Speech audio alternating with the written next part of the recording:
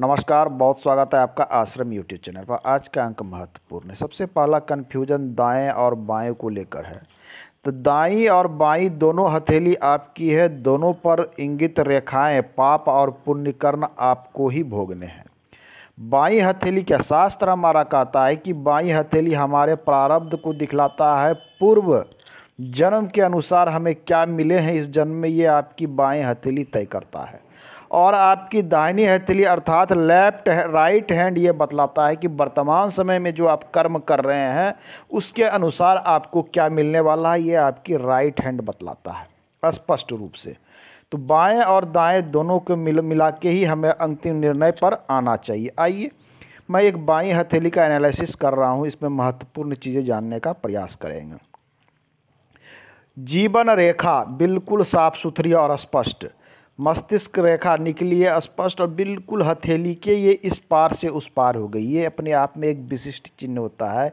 यदि मस्तिष्क रेखा इस पार से उस पार हो जाए, एक तो सर्वप्रथम ऐसे जातक की उम्र लंबी होती है, पहली बात।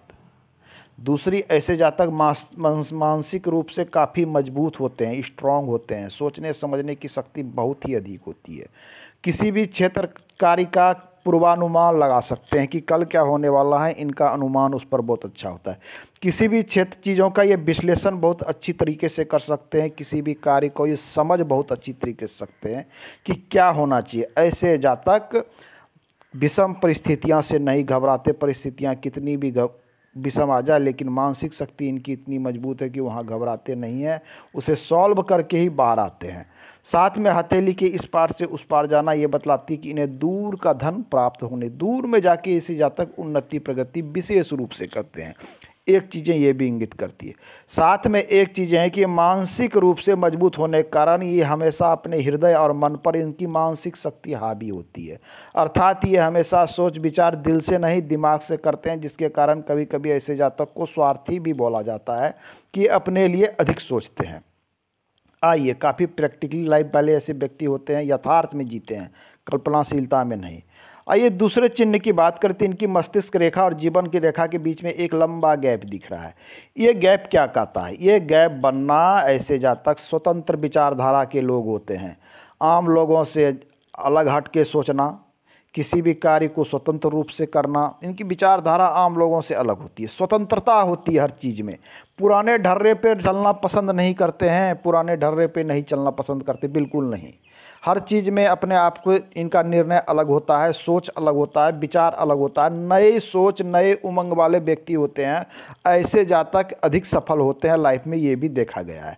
लेकिन यहाँ कभी कभी हड़बड़ाहट और जल्दीबाजी में ले गई निर्णय ऐसे जातक के लिए भारी भी पड़ती है, क्योंकि ऐसे व्यक्ति किसी भी कार्य का निर्णय तुरंत लेते हैं, तुरंत क्विक एक्शन व्यक्ति होते हैं। क्विक एक्शन के कारण लाभ भी होता है तो नुकसान की भी संभावना बनी रहती है। इन चीज़ों को हमेशा ध्यान में रखना चाहिए। आइए अब नेक्स्ट चीज़ें देखें। हथेली में अन्य क्या दिख रही है? हथेली में जो महत्वपूर्ण चीज़ें होती है, गुरु पर्वत शुभ अवस्था में है, सूर्य पर्वत पर सूर्य रेखा तो है, मगर ये रेखा सीधी न होके इस प्रकार से निकली है, यहाँ इस प्रकार से निकलती हुई ये इस प्रकार से रेखा बन रही है। तो सूर्य से संबंधित यदि कुछ ये उपाय कर ले तो समाज में इनकी पद प्रतिष्ठा मान सम्मान बढ़ने में मदद मिलेगी। साथ में इन्हें गवर्नमेंट सेक्टर से जुड़कर लाभ लेने में भी इन्हें अच्छा होगा, क्योंकि इनका प्रश्न है गवर्नमेंट सेक्टर में कब तक हम जुड़ पाएंगे। अब आइए भाग्य रेखा पे चलते। तो भाग्य रेखा देखिए चंद्र क्षेत्र से निकली है, बिल्कुल इस प्रकार से ये शनि में प्रवेश कर रही है। चंद्र से निकलकर शनि में प्रवेश करना अर्थात एक यहाँ भी एक इंडिकेशन है कि ये दूर के धन को दिखला रहा है। साथ में देखिए एक मजबूत यात्रा रेखा भी बन रही है इस प्रकार से, अर्थात ऐसे जातक मूल स्थान से और जन्म स्थान से दूर रहेंगे तो इन्हें विशेष उन्नति और प्रगति भी प्राप्त होगी। चंद्र से निकलना एक चीज़ें और दिखाता है, विपरीत लिंग से लाभ। पुरुष है तो महिला, महिला है तो किसी पुरुष के सहयोग से या उनके विचार से, उनके विचारों पे चलने के कारण इन्हें विशेष लाभ भी प्राप्त होगा। इन तरह की चीज़ों को ये इंगित करता है। यात्रा रेखा हथेली में मजबूत अवस्था में दिख रहा है, अर्थात दूर में रहने से इन्हें विशेष उन्नति प्रगति देखने को प्राप्त होगी। आइए अन्य चीज़ें हथेली में देखने का प्रयास करें। तो हथेली की रेखाएं हालांकि बहुत अधिक साफ नहीं आई है, लेकिन हथेली के आकार पे हम जाते हैं। हथेली का आकार भी महत्वपूर्ण होता है। यदि हथेली का आकार वर्गाकार हो, हालांकि ये हथेली का आकार वर्गाकार नहीं है, हथेली थोड़ी चौड़ी अवश्य है। चौड़ी हथेली अच्छी होती है। ऐसे व्यक्ति कर्मठ होते हैं, जुझारू होते हैं और कार्य करने में, परिश्रम करने में कभी पीछे नहीं हटते।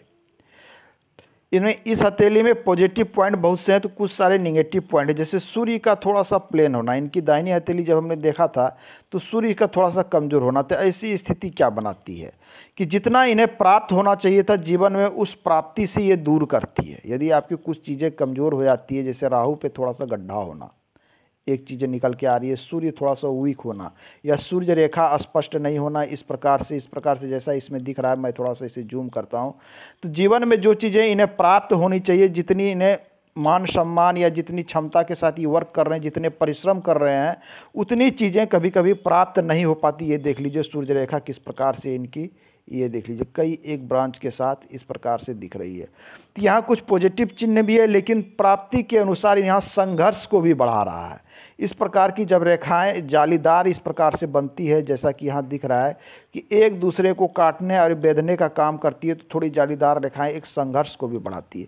अर्थात जितना आपको प्राप्त होना चाहिए, जितना परिश्रम कर रहे हैं, उससे कम प्राप्ति होती है। अतः आपके लिए परिश्रम ही अच्छी चीज़ें हैं, आपको जीवन में आगे बढ़ने में काफ़ी मदद मिलेगी। तो आज के अंक में इतना ही, मिलते हैं अगले अंक में, पुनः बात करेंगे। धन्यवाद।